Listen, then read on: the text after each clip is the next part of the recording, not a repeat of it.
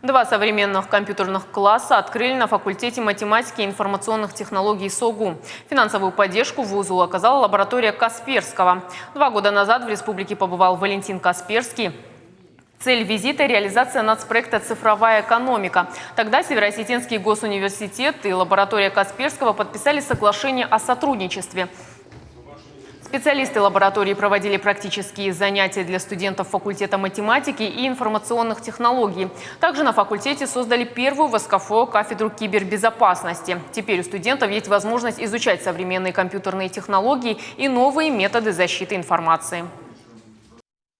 В рамках данного сотрудничества на базе нашего факультета, нашего университета реализуются компетенции по программированию с участием таких крупных игроков, как Яндекс.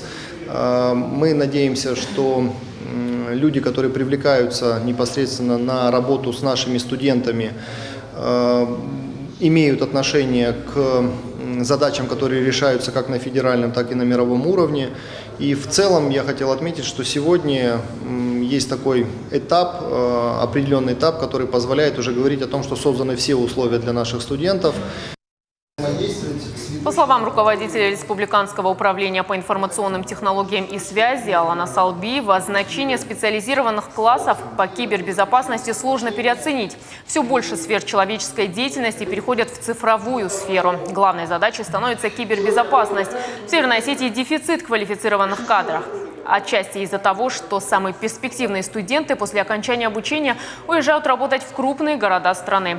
Специалисты говорят, ситуацию нужно менять.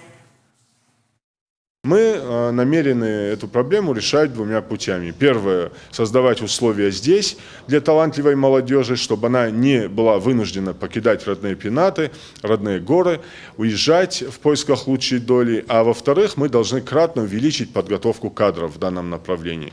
Это острая востребованная специальность, которая сейчас фактически в любой сфере, в любой отрасли, вот от сельского хозяйства до здравоохранения, до банковской сферы, до защиты государственной тайны, везде востребована.